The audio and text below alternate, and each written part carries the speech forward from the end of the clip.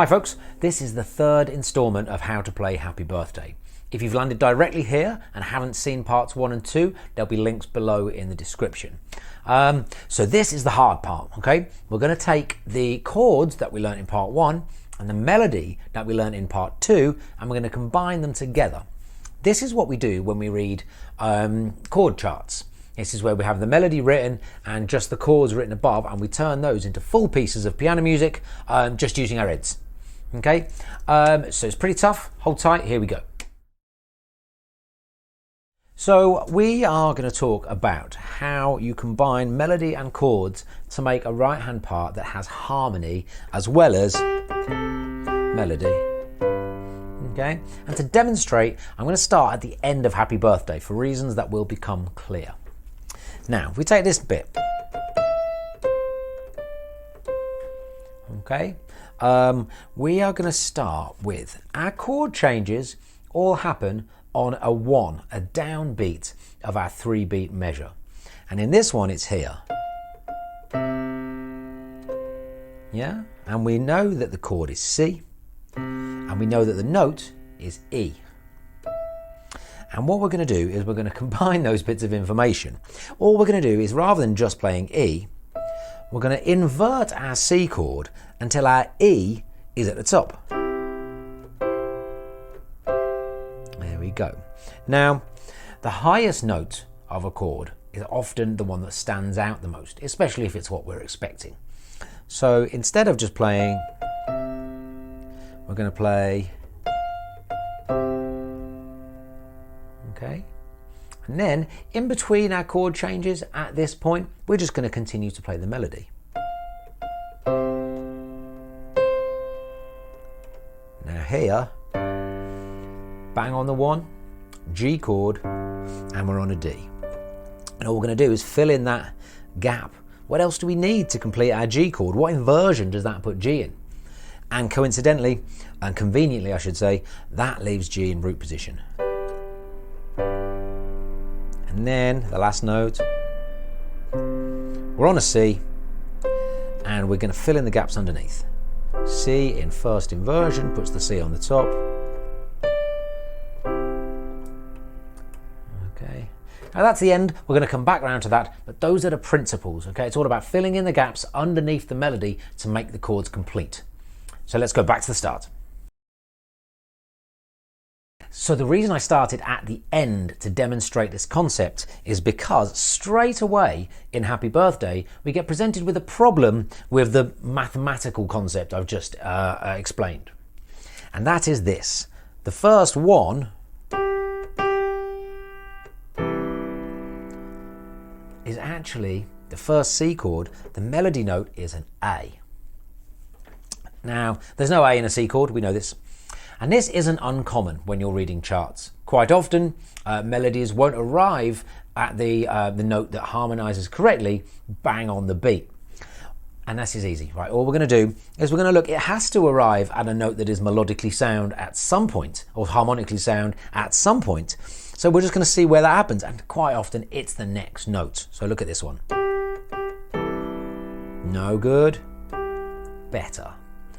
So all we're going to do is we're just going to pretend that that A doesn't exist for a second, and we're going to construct our harmony using the G, which it kind of resolves to, right? So imagine it, you would simply harmonize like this. That's our 1, so we're on a G, and we're just going to complete the C chord underneath.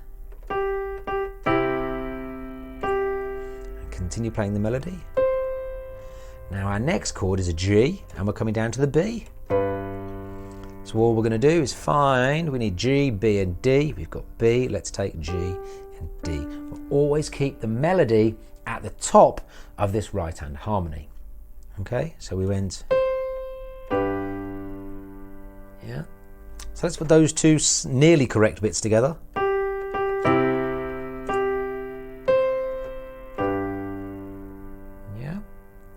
Now let's bring back in that A, and I just want you to play it. Play it with confidence. Don't worry. It's going to sound a little weird at first, and then we'll come back to the G, and order is restored, okay?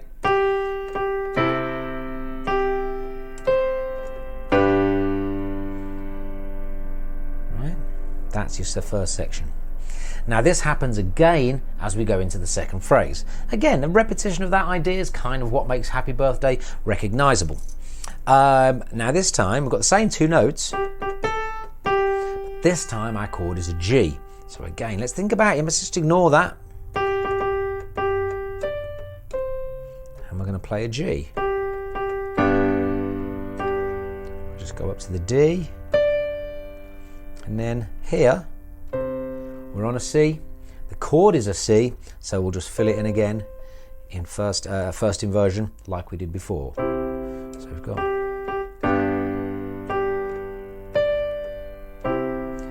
And now if we bring in our slightly clashing harmony.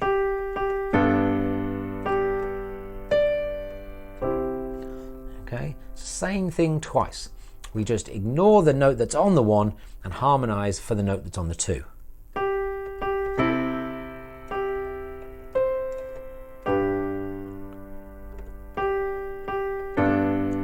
Notice how we drop that G inversion down. And back to our version in C. Okay, so once you've got that, let's move on to phrase number 3. We've got our octave jump. Yeah. And now, here we see we've got a G. Our chord is C. We're just going to fill that C chord in root position. There we go, puts the G on the top. And nicely and conveniently for Happy Birthday, we just come down that chord with our right hand, right? And then we're on to our F chord, and you'll see, same thing again. This little, I'm slightly above and I'm coming back down. Okay, so all we do, we pretend that we've got, and if that was the case, we would do on our A, F chord is F, A, C. We've got F, A. We can't go above the A, so let's play the C here. Yeah.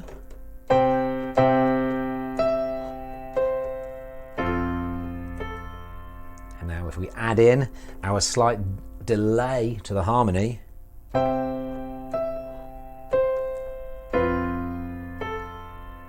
we've got that.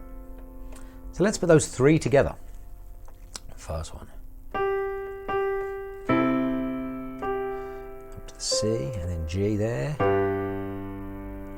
Drop the G inversion down.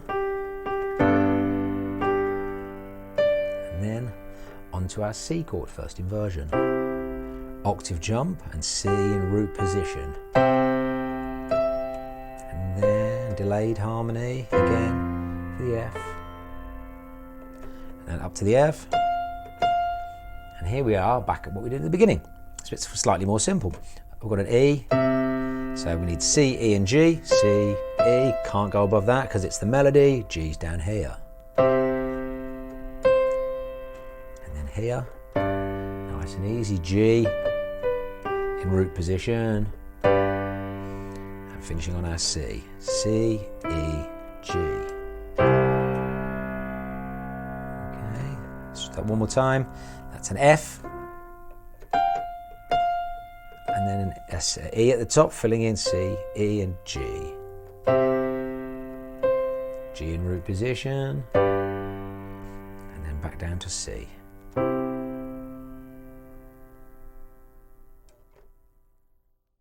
So let's try the whole thing all the way through. Starting with our, so remember when you start Happy Birthday, all everybody needs to know is that it's a G. So we can go, and everyone goes happy or happy. You know, some people start too high.